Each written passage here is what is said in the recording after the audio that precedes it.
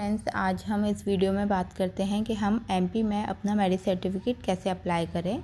और इस marriage certificate को अप्लाई करने के लिए हमें कहीं बाहर जाने की ज़रूरत नहीं है, या फिर हमें किसी नगर पालिका या कलेक्ट्रेट के चक्कर लगाने पड़ रहे हैं। ये हम घर बैठे ही अप्लाई कर सकते हैं। तो एमपी में अगर हमें मैरिज सर्टिफिकेट अप्लाई करना है तो सबसे पहले हमें अपने मोबाइल या कंप्यूटर लैपटॉप पर कोई भी ब्राउज़र ओपन करेंगे और उस पर हम टाइप कर देंगे एमपी ई नगर पालिका। तो ये हमारे सबसे फर्स्ट लिंक जो आ रही है उस पर क्लिक करके हमारा mpe-nagarpalika.gov.in ये हमारी जो ऑफिशियल वेबसाइट है उस पर हम क्लिक करेंगे। तो इस तरीके का इंटरफेस हमारे लिए ओपन हो जाएगा। इसमें हम क्विक लिंक्स पर जाएंगे और फाइंड आउट मोड्स पर क्लिक करेंगे। आफ्टर दैट ये सारी सर्विसेज हमें एमपी नगर पालिका के थ्रू प्रोवाइड होती हैं। तो इसमें 3rd नंबर पर है मैरिज सर्टिफिकेशन, मैरिज रजिस्ट्रेशन। इस पर क्लिक कर देंगे। मैरिज सर्टिफिकेट अप्लाई करने के लिए हमें क्या क्या चीज़ों की रिक्वायरमेंट है, उसके लिए हमें ये पूरी डिटेल्स दी हुई है। ओरिजिनल सर्टिफिकेट्स क्या क्या लगेंगे, डॉक्यूमेंट्स क्या क्या हमें सबमिट करने हैं, और ये मैरिज सर्टिफिकेट ये पूरी डॉक्यूमेंट्स की लिस्ट है। इस तरीके के डॉक्यूमेंट्स हमें सारी रिक्वायरमेंट होगी उनकी, और ये 21 दिन में हमारा बनके मैरिज सर्टिफिकेट आ जाएगा। तो इन केस इन फ्यूचर अगर हमारे मैरिज सर्टिफिकेट अप्लाई करने के बाद कोई दिक्कत हो रही है या मैरिज सर्टिफिकेट अभी तक हमारा नहीं मिला हुआ है तो उसके लिए टोल फ्री नंबर भी दिया हुआ है। उस पर हम कांटेक्ट करके अपना जो करंट स्टेटस है उसको चेक कर सकते हैं। नाउ ये जो क्लिक हेयर टू अप्लाई है, ये लिंक जो जारी है इस पर हम क्लिक करेंगे तो इस तरीके का पूरा इंटरफेस हमारे लिए ओपन हो जाएगा।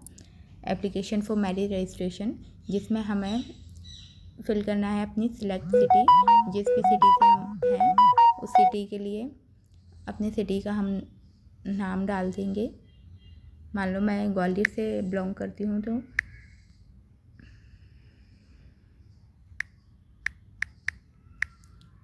तो मेरा ग्वालियर नगर निगम का नाम आ गया। उस पर मैंने क्लिक किया एंड देन कंटिन्यू।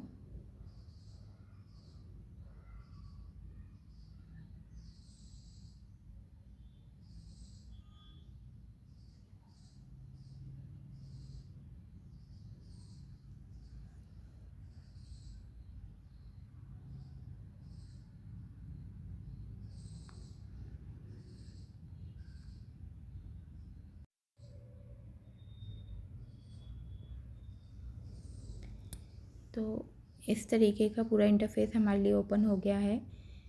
वैसे तो मोस्टली जब भी शादी हो उसके 6 महीने के अंदर हमें सर्टिफिकेट बनवा लेना चाहिए, पर इन केस अगर हम नहीं बनवाते तो उसके लिए पूरा हमें घर बैठे सुविधा गवर्नमेंट प्रोवाइड करा ही रही है।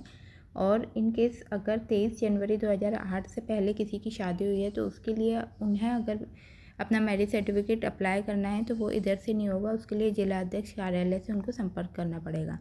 चलिए अब हम ये पूरी मैरिज सर्टिफिकेट की डिटेल्स हैं उनको फिल करेंगे इसमें। तो सबसे पहले डेट ऑफ एप्लीकेशन, जिस तारीख को हम अपना मैरिज सर्टिफिकेट के लिए आवेदन दे रहे हैं वहाँ इस डेट को फिल करेंगे। आफ्टर दैट जिस डेट ऑफ मैरिज, जिस तारीख को शादी हुई है वो उधर उस डेट को इधर फिल करेंगे। देन उसका marriage select your marriage registration ward, जहाँ जो भी वार्ड है उस वार्ड को फिल कर देंगे।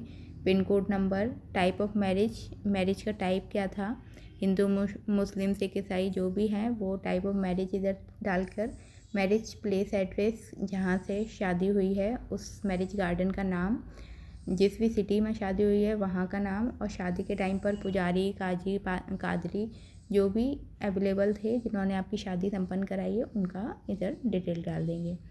नाउ अब आते हैं ग्रूम डिटेल्स की। यहाँ पर लड़के वर पक्ष की पूरी डिटेल को डालेंगे, लड़के वालों की पूरी डिटेल रहेगी जिसमें लड़के का नाम, उसकी एज, उसके मदर्स नेम, फादर्स नेम, लड़के का जो जिन पर स्टार लगा हुआ है वो मैंडेटरी इन्फॉर्मेशन है, उनको फिल करना ज़रूरी है। अदरवाइज़ जिन पर स्टार नहीं है वो अगर हमारे पास हैं, अवेलेबल हैं तो हम उनको फिल कर सकते हैं, अवेलेबल नहीं हैं तो उनको फिल करने की कोई ज़रूरत नहीं है। जैसे ऊपर की ये स्टार्स लगा हुआ है, इन डिटेल्स को पूरा फिल करेंगे जिसमें UDID और ग्रूम वार्ड नंबर इसकी कोई ज़रूरत नहीं है। फिर ग्रूम एड्रेस यहाँ मैंडेटरी है, इसको फिल करेंगे। ग्रूम का मोबाइल नंबर, इसको फिल करेंगे। उसके पेरेंट्स का मोबाइल नंबर अगर हमें डिटेल देनी है तो दे सकते हैं, अदरवाइज़ इसकी रिक्वायरमेंट नहीं है। देन वधू पक्ष का जो ब्राइड है उसका पूरी डिटेल इधर फिल करना है, उसका नेम, एज, उसके मदर्स एंड फादर्स नेम और उसका स्थायी पता, एड्रेस, मोबाइल नंबर। इतनी इन्फॉर्मेशन फिल करने के बाद विटनेस इन्फॉर्मेशन, इसके लिए कोई भी 2 गवाह की ज़रूरत पड़ेगी। वो कोई भी हो सकता है, आपके फ्रेंड्स, कोई रिलेटिव, उनकी इन्फॉर्मेशन डालेंगे, उसका नेम, मोबाइल नंबर, एड्रेस, ये मैंडेटरी है। यहाँ 2 विटनेस की ज़रूरत पड़ेगी तो उनकी इन्फॉर्मेशन आप पूरा फिल कर देंगे, middle name, last name and so on. After that applicant information, जो भी एप्लीकेंट है जो आवेदन दे रहा है उसकी पूरी इन्फॉर्मेशन जाएगी।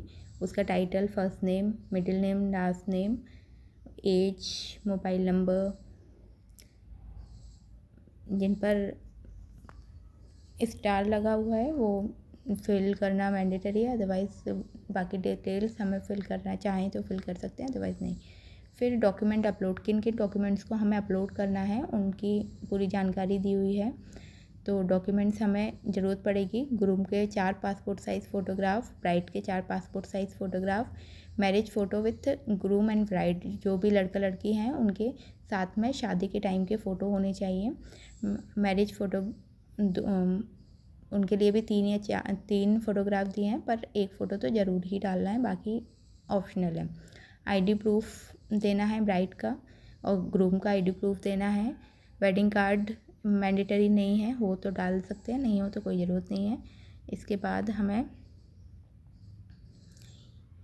Document required for verify groom birth date, date of birth, ऐसा कोई डॉक्यूमेंट जिसमें दूल्हे की डेट ऑफ बर्थ मेंशन हो, लाइक उसकी 10th की मार्कशीट या ड्राइविंग लाइसेंस, आधार कार्ड, ये सब उसका लग सकता है। सेम ब्राइड के लिए भी रिक्वायरमेंट है उसकी डेट ऑफ बर्थ वेरीफाई करने के लिए। आफ्टर दैट एक एफिडेविट लगेगा, उस एफिडेविट अंडरटेकिंग एफिडेविट होगा जिसमें ब्राइड और ग्रूम की इन्फॉर्मेशन होगी। ये ग्रूम और ब्राइड का इंडिविजुअल एफिडेविट होगा और ये किसी भी नोटरी पर या किसी भी एडवोकेट के थ्रू हम बनवा सकते हैं। 10 रुपये के स्टाम्प पे वो पूरी इन्फॉर्मेशन हमें 10 रुपये के स्टाम्प पर पूरा हमारे पास एक फॉर्म आता है एफिडेविट का, उसको फिल करके ब्राइड और ग्रूम की इन्फॉर्मेशन का अंडरटेकिंग लेके उसको अपलोड कर देंगे। एंड देन जो गवाह होंगे हमारे, उन गवाह की आईडी प्रूफ चाहिए और सेकंड विटनेस की आईडी प्रूफ चाहिए। उसके बाद जो जो हमने डॉक्यूमेंट्स दिए हैं वो डॉक्यूमेंट्स इधर हमारे अपलोड होकर आ जाएंगे, वो इधर मेंशन होके हमें दिख जाएंगे। फिर चेकलिस्ट फॉर मैरिज, जो हमें कुछ अंडरटेकिंग चेकलिस्ट है उनको सबको यस कर देंगे, सबको यस कर देना है हमें।